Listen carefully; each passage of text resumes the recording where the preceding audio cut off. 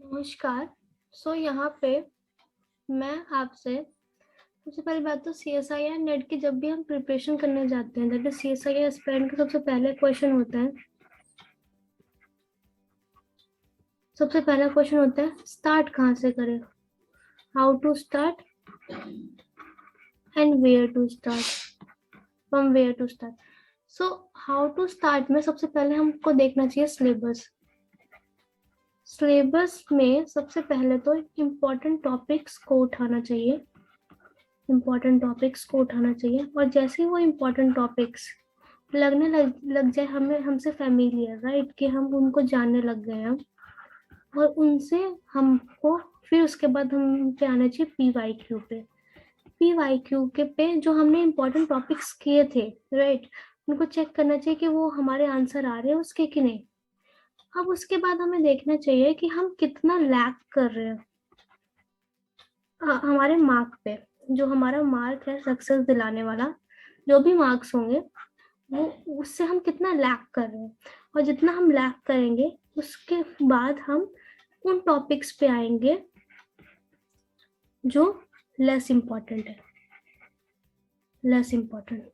Sorry, जो कि हम कह सकते हैं लेस इम्पोर्टेंट टॉपिक्स पे आएंगे।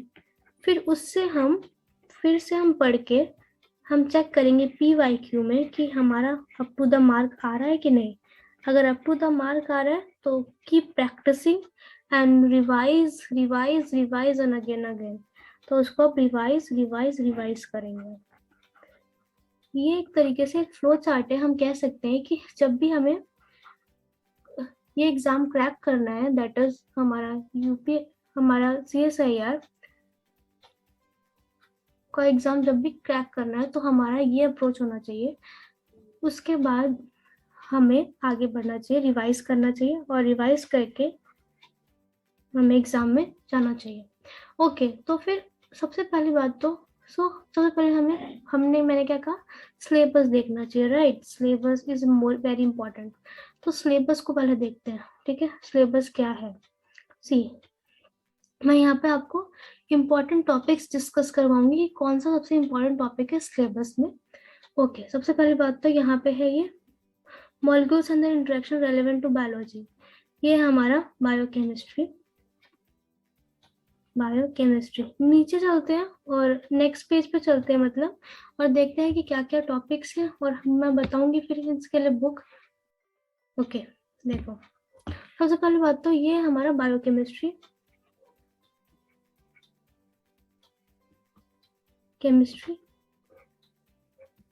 तो बायोकेमिस्ट्री में बुक जो होती है वो लैरेंजर होती है, बट लैरेंजर पढ़ने के लिए टाइम नहीं है, राइट। तो तब क्या करें, उसका भी सोल्यूशन मैं बताऊंगी। ओके, सबसे पहली बात तो क्या क्या टॉपिक इंपॉर्टेंट है वो देखते हैं। कॉम्पोजिशन और स्ट्रक्चर, फिर उसके बाद ये इंपॉर्टेंट है इसका, composition structure of carbohydrate, lipid, proteins, nucleic acid और विटामिन। हम कह सकते हैं कि इन सब का कॉम्पोजिशन और स्ट्रक्चर इंपॉर्टेंट है। उसके बाद हम कहते हैं कि प्रिंसिपल्स ऑफ बायोफिजिकल केमिस्ट्री में हमारा क्या इंपॉर्टेंट है, पीएच इंपॉर्टेंट है ओनली। और हम कह सकते हैं कि हमारा रिएक्शन काइनेटिक्स इंपॉर्टेंट है, और थर्मोडायनेमिक्स इंपॉर्टेंट है, ठीक है। उसके बाद बायो एनर्जेटिक्स में हमारा क्या इंपॉर्टेंट है, ग्लाइकोलाइसिस इंपॉर्टेंट है, ऑक्सीडेटिव फॉस्फोराइलेशन इंपॉर्टेंट है और ग्रुप ट्रांसफर इंपॉर्टेंट है। ओके, उसके बाद प्रिंसिपल ऑफ कैटालिसिस इंपॉर्टेंट है, एंजाइम्स इंपॉर्टेंट है। हम यहाँ पे कह सकते हैं कि सब कुछ इंपॉर्टेंट है एक्सेप्ट आइसोजाइम्स को छोड़ के, ठीक है। उसका कन्फॉर्मेशंस में सब कुछ इंपॉर्टेंट है, दैट इज हमारे रामाचंद्रन प्लॉट और सेकेंडरी स्ट्रक्चर।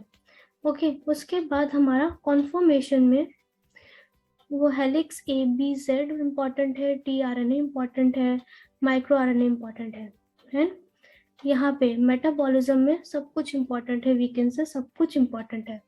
ओके, आगे चलते हैं। अब हमारा cellular organisation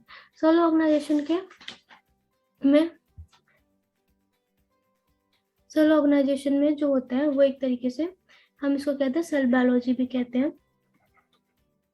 cell biology. Okay, तो देखो सेल बायोलॉजी में हम कह सकते हैं कि हमारा सबसे इम्पोर्टेंट जो है ये पूरा ही इम्पोर्टेंट है हम, ठीक है।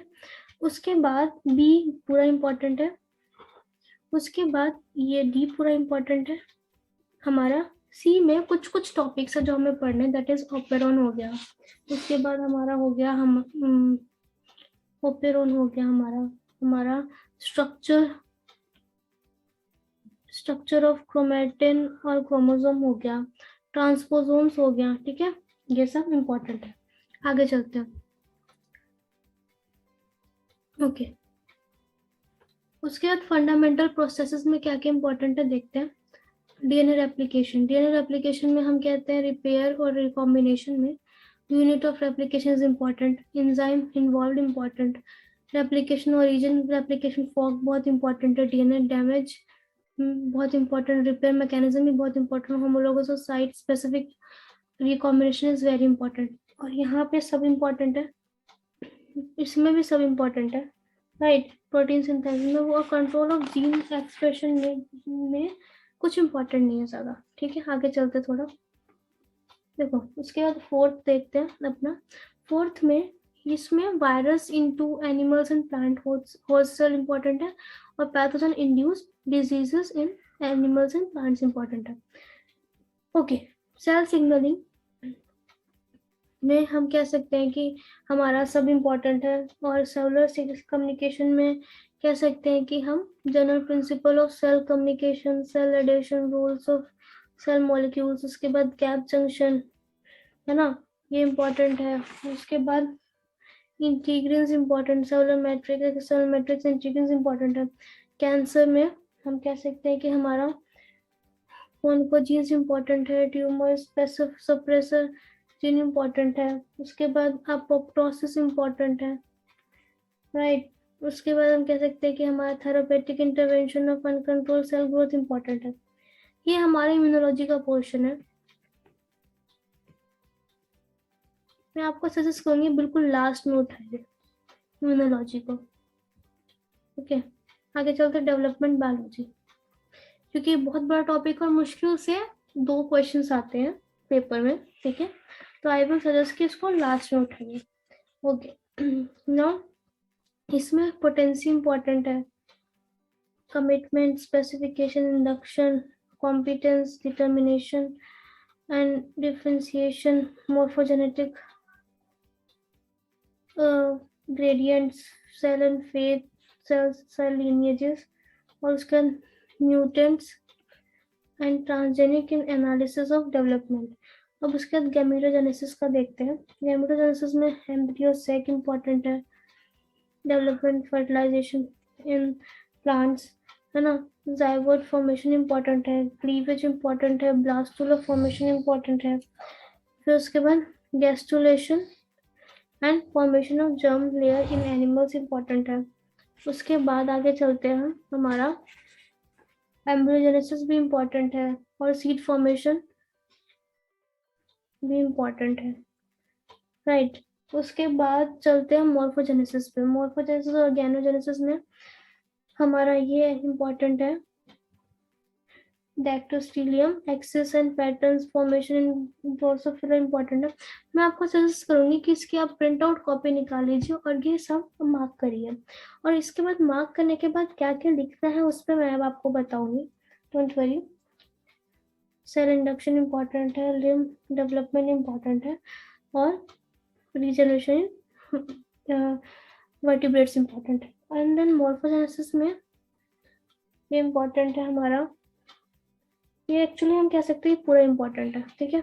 आगे चलते हैं थोड़ा। प्लांट फिजियोलॉजी में हम कह सकते हैं कि हमारा फोटोसिंथेसिस इम्पोर्टेंट है, respiration, nitrogen, plant hormone, sensory photobiology भी इम्पोर्टेंट है। उसके बाद मैं कह सकती हूँ कि सेंसरी फोटोबायोलॉजी, उसके बाद सॉल्यूट में मैं कह सकती हूँ कि हमारा ये इम्पोर्टेंट है, water Uptake of transport of water ion solutes from soil, ठीक है। मैक्रोमोलिक्यूल्स फ्रॉम सॉइल, उसके बाद secondary metabolites, everything is important से स्ट्रेस फिजियोलॉजी में एवरीथिंग इज इम्पोर्टेंट। ओके, अब उसके बाद इसमें जो है मोस्ट ऑफ द चीजें जो है हमारी होम्यो होम्योस्टेसिस इम्पोर्टेंट है, हीमोग्लोबिन इम्पोर्टेंट है, राइट, और ब्लड कॉर्पसूल्स इम्पोर्टेंट है, ठीक है, होम्योपोसिस एंड फॉर्म एलिमेंट्स इम्पोर्टेंट है, इट इज वेरी इंपॉर्टेंट, ये पूरा इम्पोर्टेंट है। रेस्पिरेशन में भी इम्पोर्टेंट है।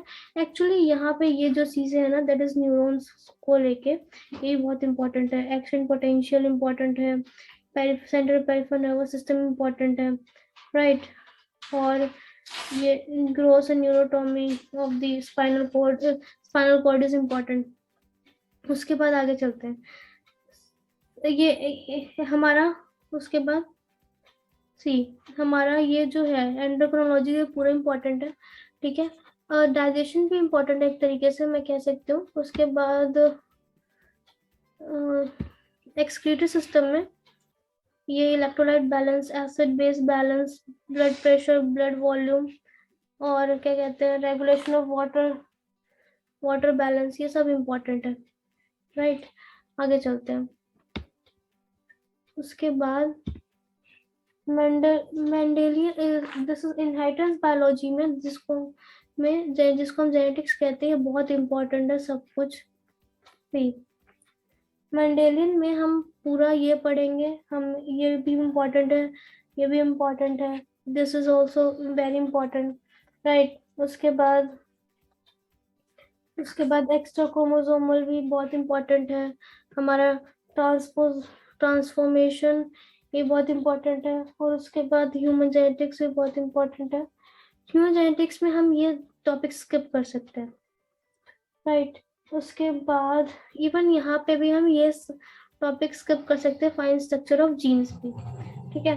उसके बाद हम क्या कह सकते हैं कि क्वांटिटेटिव एनालिसिस जेनेटिक्स में पॉलीजेनिक इनहेरिटेंस इंपॉर्टेंट है, और क्यूटियल मैपिंग भी इम्पॉर्टेंट है, ओके। और उसके बाद ये म्यूटेशन में टाइप्स इम्पॉर्टेंट है, कॉजेज एंड डिटेक्शन इम्पॉर्टेंट है, lethal, conditional, biochemical loss of function, gain of function, जब ये सब इम्पोर्टेंट है, और स्ट्रक्चर में सब इम्पोर्टेंट है, राइट। ओके, रिकॉम्बिनेशन में भी हम ज्यादा नहीं आता कुछ। डाइवर्सिटी ऑफ लाइफ फॉर्म्स में भी इसको कहूंगी कि लास्ट में करिए, क्योंकि इसका ज्यादा बेनिफिट नहीं होगा आपको आगे जाके, ठीक है। इकोलॉजिकल प्रिंसिपल्स देखते हैं, इकोलॉजिकल प्रिंसिपल्स में क्या क्या इम्पोर्टेंट है, क्या क्या इम्पोर्टेंट नहीं है। देखो, इकोलॉजिकल प्रिंसिपल में हमारा ये concept of habitat and niche with width and overlap, fundamental realize niche, resource partitioning and character of displacement, तो पूरा इंपॉर्टेंट है ये, ठीक है। और पॉपुलेशन इकोलॉजी में ये life history, strategies of RNK, population growth curve important है, राइट। पॉपुलेशन रेगुलेशन भी इम्पोर्टेंट है। उसके बाद एक तरीके से एज स्ट्रक्चर्ड पॉपुलेशन भी इम्पोर्टेंट है, इंटरडेमिक इन एक्सटेंशंस भी इम्पोर्टेंट है। उसके बाद हम क्या करेंगे यहाँ पे types of interactions very important, interspecific competition, herbivory, carnivory, ये सब इम्पोर्टेंट है बहुत ज्यादा, ठीक है। उसके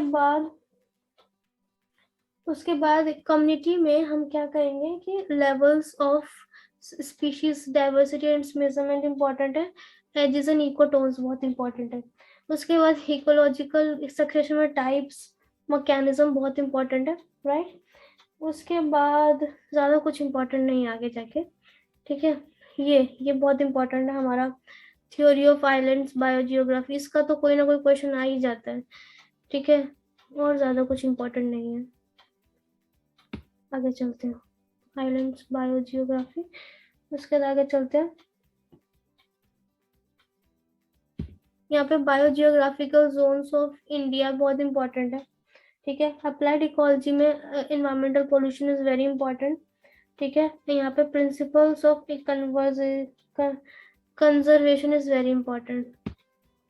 उसके बाद हम इवोल्यूशन एंड बिहेवियर पे आते हैं। इवोल्यूशन और बिहेवियर जो है वो भी एक टॉपिक है कि दोनों actually evolution and behaviour ecology, वो छोटे छोटे टॉपिक्स हैं, बहुत जल्दी हो जाने वाले हैं। देखो, इसमें Lamarckism important, Darwin conception, variation important है, अडेप्टेशन इम्पोर्टेंट है, राइट। फिटनेस कह सकते हैं, fitness and natural selection is very important, Mendelism is very important, ठीक है। उसके बाद इसमें आ जाते हैं यहाँ पे, ये जो है यहाँ पे इवोल्यूशनरी टाइम स्केल, इसका एक ना एक क्वेश्चन आता ही जरूर है। इपोक, ये बहुत इंपॉर्टेंट है। Major events in the evolutionary time scale, ये भी इंपॉर्टेंट है। उसके बाद ज्यादा कुछ नहीं आता इसमें, और कुछ इसमें मैकेनिज्म में कुछ आ जाता है। मैकेनिज्म में हम कह सकते हैं पॉपुलेशन जेनेटिक्स आ जाता है, राइट। हार्डी वेनबर्ग लॉ आ जाता है, पॉपुलेशन जेनेटिक्स, ये जीन पूल, जीन फ्रीक्वेंसी वगैरह आ जाता है। Concept and rate of change in the gene frequency through natural selection, ये भी आ जाता है, ठीक है।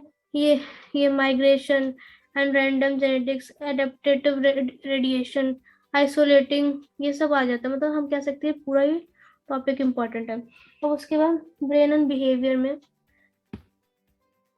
ब्रेन और बिहेवियर में सबसे इम्पोर्टेंट टॉपिक है ये एल्ट्रुइज्म वाला टॉपिक, एल्ट्रुइज्म एंड इवोल्यूशन और एक इन सिलेक्शन, ठीक है, एंड रेसिप्रोकल एल्ट्रुइज्म, ये सब बहुत इंपॉर्टेंट है।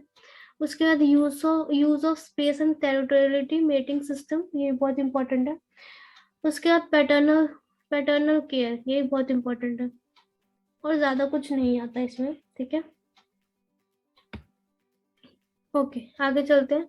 अप्लाइड बायोलॉजी, और उसको हम एक ही अप्रोच से के थ्रू पढ़ते हैं, क्योंकि अप्लाइड बायोलॉजी में ज्यादा आती नहीं है चीजें, फिर भी मैं बता देती हूँ। देखो, इसमें सिर्फ टॉपिक्स दे के रखे हैं, इसके बारे में ज्यादा एक्सप्लेनेशन नहीं दे रखा है, जैसे कि bio remediation, phyto remediation is important, इतना भी ज्यादा इम्पोर्टेंट नहीं, बट वी कैन से या इम्पोर्टेंट है, ये हम कह सकते हैं कि इम्पोर्टेंट है। ट्रांसजेनिक एनिमल्स इम्पोर्टेंट है, इसमें एप्लीकेशंस ऑफ इम्यूनोलॉजिकल प्रिंसिपल्स, ये सब इम्पोर्टेंट है। ओके, आगे चलते थोड़ा, एक मिनट इसको क्लिक करने दे। ओके, आगे चलते हैं। देखो, मेथड्स इन बायोलॉजी अगर हम देखेंगे तो हमारा क्या क्या इम्पोर्टेंट है। मेथड्स इन बायोलॉजी में बहुत सारी चीजें इंपॉर्टेंट है। हम कह सकते हैं कि हमारा isolation and purification, RNA, DNA, protein, सब इम्पोर्टेंट है, of different separation methods, analysis of DNA, RNA, electrophoresis, ये सब इम्पोर्टेंट है, एवरीथिंग इज इम्पोर्टेंट। उसके बाद हमारा क्या इम्पोर्टेंट है, हमारा इन विट्रो म्यूटाजेनेसिस, ये सारा ये यहाँ तक पूरा इम्पोर्टेंट है, राइट। उसके बाद जनरेशन, ये भी पूरा इम्पोर्टेंट है, राइट। उसके बाद प्रोटीन सीक्वेंसिंग भी इम्पोर्टेंट है, डीएनए सीक्वेंसिंग मेथड्स भी इम्पोर्टेंट है, डिटेक्शन ऑफ, ये भी बहुत इम्पोर्टेंट है, या दिस वन, ये पूरा मैंने कर दिया है, पूरा इम्पोर्टेंट है। उसके बाद ये बहुत इम्पोर्टेंट है हमारा, ठीक है, ये बहुत इम्पोर्टेंट है, ये हर बार पूछा जाता है। और माइक्रोएरे टेक्निक्स पूछी जाती है, माइक्रोएरे बेस्ड टेक्निक्स पूछी जाती है, ये भी आप कह सकते हो बहुत इंपॉर्टेंट है। ओके, अब उसके बाद ये यहाँ पे एंटीबॉडी जनरेशन, ये एक तरीके से पूरा ही इम्पोर्टेंट है, पूरा, ठीक है। उसके बाद आगे चलते हैं थोड़ा, बायोफिजिकल मेथड्स में हमारा यूवी विजिबल फ्लोरेसेंस, ये यूवी विजिबल फ्लोरेसेंस इम्पोर्टेंट है। हमारा circular dichroism, NMR, ESR, spectroscopy, ये सब इम्पोर्टेंट है। हमारा X ray distraction and NMR important है, ठीक है। उसके बाद molecular analysis of light scattering, different types of mass spectroscopy and mass spectroscopy, surface plasma resonance, इतना इम्पोर्टेंट नहीं है सरफेस प्लाज्मा रेजोनेंस, ठीक है, इसको कह नहीं सकते, इम्पोर्टेंट नहीं है। आगे चलते हैं स्टैटिकल मेथड्स में, इट इज बायनोमियल, पॉइजन और नॉर्मल, इतना इम्पोर्टेंट है, ज्यादा कुछ नहीं है। और हाँ, कभी कभी आपको मैच द फॉलोइंग में ये चीजें आ जाती है, जैसे कि हमारा regression and correlation, right, regression and correlation, T test, ठीक है, एनालिसिस ऑफ वेरिएंस, ठीक है, ये सब आ जाते हैं। ओके, आगे चलते हैं थोड़ा। रेडियो लेवलिंग में ज्यादा चीजें इंपॉर्टेंट नहीं है, बट कभी कभी एक दो हमारे एप्लीकेशंस आ जाते हैं, वो हम देखेंगे क्या क्या है, ठीक है, ये। और उसके बाद माइक्रोस्कोपिक टेक्निक्स में रिजॉल्विंग पावर, हमारा ये माइक्रोस्कोपिक टेक्निक पूरी इंपॉर्टेंट है, सारी की सारी इंपॉर्टेंट है, बहुत इंपॉर्टेंट है, ये हमेशा आते हैं इनके क्वेश्चंस। अब हमारे ये पैच क्लैम रिकॉर्डिंग भी कभी कभी आ जाता है, यहाँ से ईसीजी भी आ जाता है, और पीटी, एमआरआई, एफआरआई, ये सब आ जाते हैं कभी कभी। इतना नहीं आता ये हमारा, ये इतना ज्यादा नहीं आता है। फंक्शनल एमआरआई नहीं आता, केसीएटी नहीं आता, ये आता है बस, कैट नहीं आता। Okay, so this is all we have as a important topics in our syllabus. तो अब उसके बाद क्या करना है, देखो, सबसे पहली बात तो इसका, ये जो है इसको हम बायोकेमिस्ट्री कहते हैं, इसको सेल बायोलॉजी कहते हैं। अब सेल बायोलॉजी के लिए कौन सी बुक अच्छी है? ब्रूस एल्बर्ट्स बहुत अच्छी है, ठीक है, लेट मी राइट। अब आप जब भी प्रिंट आउट निकालेंगे तो इसमें ये बुक्स का नाम जरूर लिख लेना। ऐसा इसलिए नहीं कि आप पढ़ोगे, इसीलिए क्योंकि आपको थोड़ा आइडिया रहेगा। देखो, अब फंडामेंटल प्रोसेसेस के लिए सबसे इम्पोर्टेंट है वॉटसन। ओके, वॉटसन को थोड़ा अवॉइड करते हैं, ठीक है, क्योंकि बहुत बड़ी बुक है। देखो, अब सेल सिग्नलिंग के लिए हम ज्यादातर हम किस पे रिलाई करते हैं? फिर से ब्रूस एल्बर्ट्स पे, ब्रूस एल्बर्ट्स। उसके बाद इसमें जो है हम किस पे रिलाई करते हैं? गिलबर्ट पे। हमारा डेवलपमेंट बायोलॉजी के लिए हम गिलबर्ट पे। तो फंडामेंटल बायोलॉजी जो है वो कुछ नहीं है, सिर्फ मॉलिक्यूलर बायोलॉजी है, ठीक है। हमारा जो फंडामेंटल वाला था ना, ये वाला, इसको कहते हैं मॉलिक्यूलर बायोलॉजी।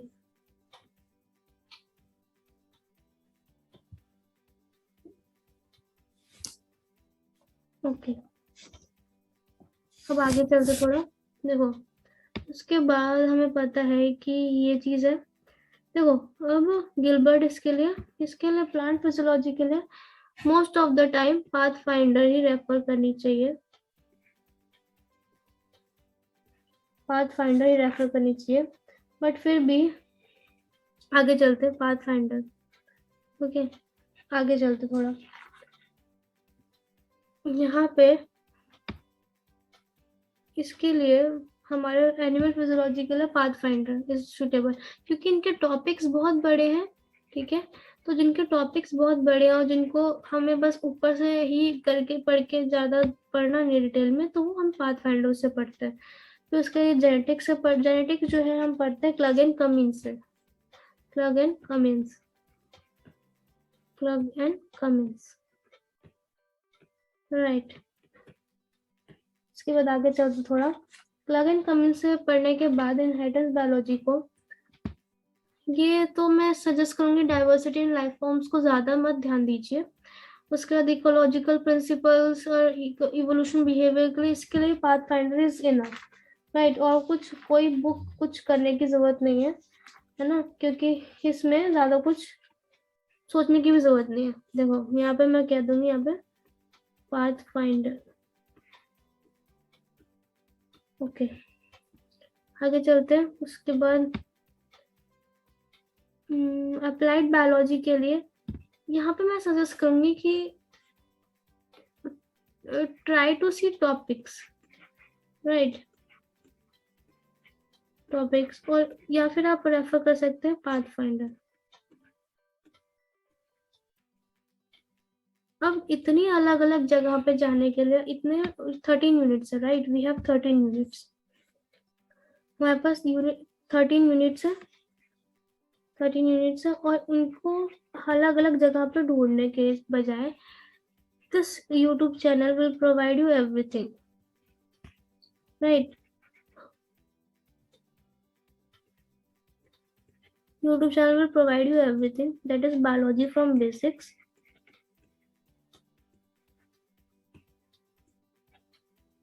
यहाँ पे आपको सारे we can say one stop solution आपको मिल जाएगा for all your queries related